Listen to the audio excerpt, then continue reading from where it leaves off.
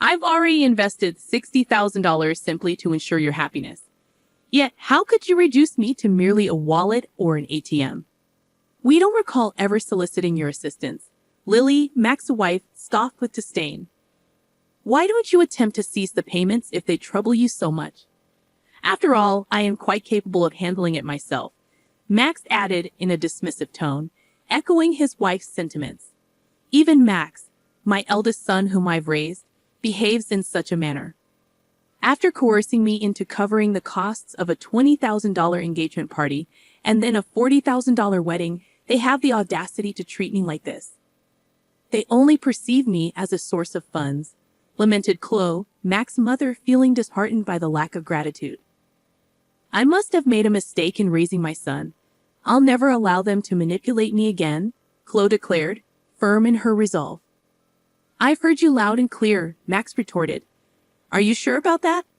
You know we won't let you see your grandchild, right? He threatened. You don't have to. I'd be more than happy to discontinue the payments, Chloe responded calmly. From that point on, Max and Lily faced a steep decline in their fortunes, having treated Chloe like a bottomless source of money. My name is Chloe. I'm 56 years old. I've been struggling alone ever since my husband passed away 12 years ago. Between my job and raising my 2 children, I've always had my hands full, Chloe reflected on her life. I'm currently an executive at a decent company that I've been with since before I got married. To the outside world, I guess you could call me a career woman, she continued. The children who were high schoolers when my husband died have now graduated college and are working, so I'm a bit relieved. I just wish they'd settle down and start their own family soon, Chloe sighed, contemplating her future. Living comfortably in the condominium that she used to share with her children, Chloe's life took an unexpected turn when Max called her one day. I want to introduce you to a woman I'm thinking of marrying, Max said excitedly. Delighted, Chloe agreed, and when Max brought Lily, his fiancée, to meet her, Chloe couldn't help but be proud. Nice to meet you. I look forward to getting to know you, Chloe greeted Lily warmly. The woman Max introduced as Lily was a receptionist at his company, strikingly beautiful, and Chloe couldn't help but feel pleased that her son had found someone like her. Congratulations to you both. I'm here to support your happiness, Chloe said, beaming with joy. Their conversation flowed, and eventually, the topic of the engagement party arose. We're planning to have an engagement party soon, Max informed Chloe. I need to start preparations. Then, Mom, could you cover the $20,000 cost for the engagement party? Max sprung the request on Chloe, his mother. Taken aback by the hefty sum, Chloe hesitated momentarily. I thought the average cost was around $10,000. However, seeing their happy faces, I couldn't refuse and agreed. Of course, it's a happy occasion, she conceded. Later, Chloe's eldest daughter, Mia, paid her a visit. How's work going? The deadline was yesterday, Chloe inquired, concerned for Mia's well-being. I'm managing well, so don't worry, Maya reassured her mother. A manga artist, Mia hadn't yet struck gold with a major hit but managed to make a living through her series. With her talent in drawing and her love for manga, it seemed like the perfect fit for her. By the way, Mom, Max is getting married, isn't he? Mia inquired. Yes, he came by the other day with his fiancée, Lily, to introduce her. They've asked for $20,000 for the engagement party, Chloe informed Mia. Wow, $20,000 is a hefty sum for sure, Maya remarked. It's not like that. Apparently, they're going to split it for their wedding funds and to send gifts of gratitude. Is that how it works? Chloe wondered aloud. On the day of the engagement party, Chloe handed over the promised $20,000. Both Lily and her parents looked delighted. We'll use this to start our new life together, they exclaimed, stashing away the money. There were no gifts of gratitude that Chloe expected, but she reminded herself that this was typical of engagement parties. As long as they could have a happy marriage, she reasoned, it was okay. However, a few days later, Max dropped a bombshell. I want a grand wedding with lots of company and connections invited. Maybe around 250 people, he announced. That sounds wonderful. And with that, Mom, I'd like to ask you to cover the upfront cost of the wedding, Max requested. What? I was under the impression that weddings were funded by the couple themselves, Chloe protested. I'm counting on you, Mom. It's pretty standard for parents to pay for the wedding. But didn't I give a lot of money for the engagement party? Lily's parents are frail and can't contribute, and I'll give you back the wedding gift. Max pressed on, leaving Chloe feeling reluctant to agree. I opened the bill Max had brought, and to my shock, the amount totaled $40,000. The idea of such an upfront cost made my head spin. How grand of a wedding were they planning? Wait a minute, isn't this a bit too much? Why not have a wedding within your means? I questioned, feeling overwhelmed. It's a once-in-a-lifetime event, and Lily doesn't want to compromise. Plus, don't you want Lily's parents to see how happy she is? Max countered, cornering me. Being pressured like that, I couldn't refuse. All right, it's indeed a joyous once-in-a-lifetime occasion, I conceded reluctantly. Seeing my consent, Max smiled and thanked me before leaving the room. Later, I transferred the upfront cost of $40,000 to the wedding venue. It was difficult to part with the money I had been saving for my retirement, but I told myself it was for my child's happiness. 2 months later, on the wedding day, the venue was more luxurious than I had anticipated. Mia and I arrived early in the morning to change into our dresses and get our hair done. As I approached the bride and groom's dressing room to knock, I'd overheard their conversation. I can't believe we're able to have such a lavish wedding, thanks to Mom, Max exclaimed. Absolutely, and she gave us $20,000 for the engagement party. I even managed to buy a new bag. What a great wallet, more like an ATM. Let's keep withdrawing from it, Max, Lily chimed in. That's mean, Maya whispered, stunned by their conversation. Lily continued gleefully, if we ask her, she'll probably cover the rest of the wedding costs, right? Of course you will. Leave it to me. Then let's use the wedding gift for a honeymoon trip to Hawaii. And of course, we'll take my parents along. How about buying a high-rise apartment for our new home? That sounds perfect. Let's get my mother to cover the cost. She does have the money, after all, Max proposed eagerly. My hand, raised to knock on the door, trembled. Mia gently held my shoulder and led me away from the door, breathing slowly. I grasped Mia's hand, which rested gently on my shoulder, and whispered, Mia, there's something I need you to look into when the ceremony starts. Of course, Mom. Leave it to me, Maya assured me. And so Max and Lily's wedding commenced. From their vows in the chapel to the toasts at the start of the reception, my mind was consumed with the conversation between Max and Lily earlier. Even as the MC introduced me and the spotlight fell on me, all I could manage was a bow. Mia, who had been circulating and offering toasts, returned to me. Mom, I checked with Lily's relatives. Both of her parents are perfectly healthy. That's horrible. We need to confront them. I'll be right there with you, I declared. Just as Mia spoke, it was time for the first wardrobe change. Lily exited first, followed by Max. As Max emerged, the MC announced, now the groom will exit escorted by his mother, Chloe, who raised him single-handedly. Summoned, I walked down the aisle to meet Max. A little tipsy, Max was in high spirits, announcing into the MC's microphone, This is my amazing mom. Keeping a straight face, I walked beside Max, exited the hall, and headed straight to the dressing room where Maya was waiting. She approached Max and began, Max, there's something I need to ask you. What is it, sis? Make it quick. I need to change and get back, Max replied curtly as he undressed. I've heard the conversation in the dressing room earlier. How could you talk about Mom like that? Mia confronted him. Huh, you were listening? Well, whatever. Max dismissed her with a shrug. Taken aback by Max's attitude, Lily, who had already changed into her dress, entered the room.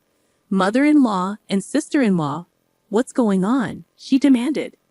Mia found out that your parents are healthy. They both have good jobs. Why are you making our mom pay for everything? What's going on? I added, unable to contain my frustration.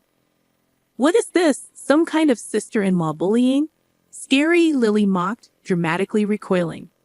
My patience snapped at her mocking attitude. I've already paid $60,000 hoping for your happiness, and yet you treat people like they're wallets, ATMs.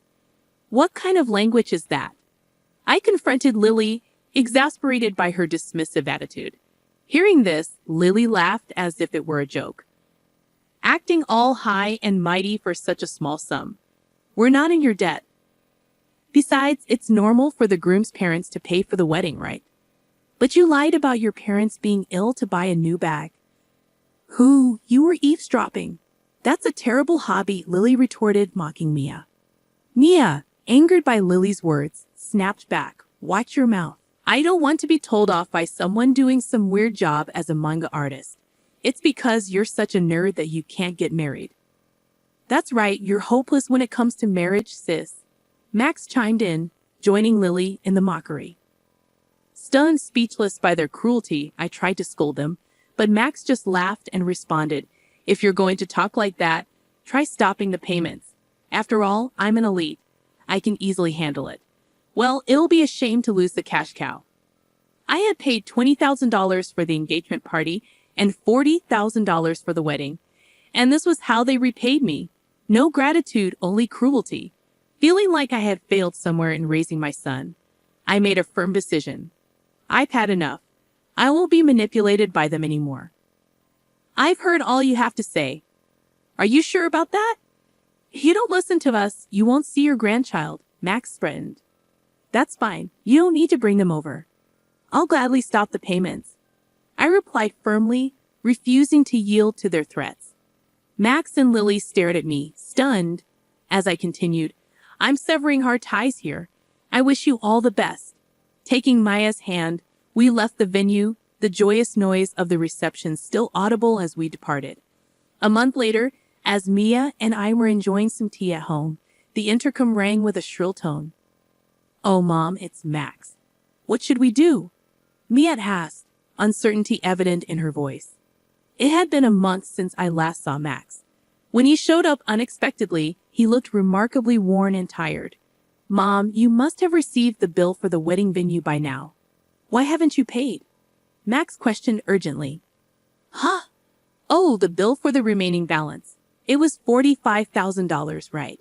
It arrived, but I have no obligation to pay it, I replied, taken aback by his insistence. Don't be like that. In the end, we didn't receive many wedding gifts and couldn't pay the bill, so now we're in debt, Max explained, pleading for understanding. At that, Mia laughed and chimed in. From what I overheard at the wedding, it seems you two have quite a bad reputation. Max, you've been throwing your weight around at work, doing haphazard jobs. And Lily, you've been putting down other women, flaunting your looks in marriage. I can see why people wouldn't want to give wedding gifts to people like you. Hey sis, stay out of this, Max snapped, clearly annoyed by Mia's comment. I sighed deeply. You too? It's not just me you haven't been considerate of. It's everyone around you. The wedding expenses are your own doing. Please pay them yourselves. Desperately, Max pleaded, Mom, I'm in a bind here. Lily can't control her spending, and even her parents have started to take advantage of me. Lily's love of money isn't exactly a new revelation, Mom. Plus, having seen Lily, I can easily imagine her parents behaving the same way. Please, Mom, think about helping us. Give us some money. I sternly replied, You were the one who said I'm an elite, and it'll be a piece of cake. You told me to stop making payments, didn't you? And didn't you say that we were severing our ties? I have no obligation to give you any more money. Mom, don't call me Mom. I don't want to be called that by someone who has only ever seen me as a cash cow. To be honest, I'd like you to repay me for the wedding and the engagement party, but I'll write it off as a settlement payment. Now please leave, I declared firmly. Max, who had looked shocked, now had a malicious look on his face. Hey, are you really okay with this, Mom? Cutting ties with us like that? How will you spend your old age without a husband? Don't you want to see your grandchild? He challenged. Before I could respond, Mia intervened. Don't worry about that. I will be by Mom's side. And what can an unsuccessful comic artist like you do? You can't even have children. Shut up, Max, she retorted sharply. Max, frothing at the mouth with anger, sneered. Ah, so scary. Sure, you mock me as a failed manga artist or an otaku, yet my manga was among the top-selling shoujo manga this year. Did you know it's set to be turned into an anime and movie next year? Safe to say, I'm in a much better financial state than you and your debts. At this point, Max noticed something. Hey, is that this? Oh, you noticed. Yes, that's what's happening, Mia confirmed, flashing the ring on her left ring finger. I'm getting married to my editor. He's a big shot at a major publishing house, a real high flyer. So we can take care of Mom. We don't need you anyway. We never intended to have our children care for us. Thanks, Mia. We're having a wedding, but we'll handle everything ourselves. We'll invite Mom, Max, but you don't need to come, Mia concluded, leaving Max stunned. I said, did you get it now? Never bother us again. With those words, Mia and I steadily pushed Max towards the front door. Please, Mom, and you too. Sis, Max pleaded, but it was time to make a stand. Then something came to mind. What are you going to give us money for? Max's hopeful expression turned sour as I continued. That director at your wedding? Turns out, I didn't know. But he's a client of my company. It seems your hiring and all your undeserved privileges were out of consideration for me. I told them to stop that, though. What? You didn't hear about this? Stop it, please. Handle it on your own. Now goodbye.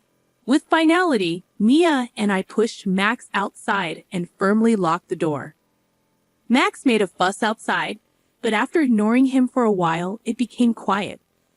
A year passed since then.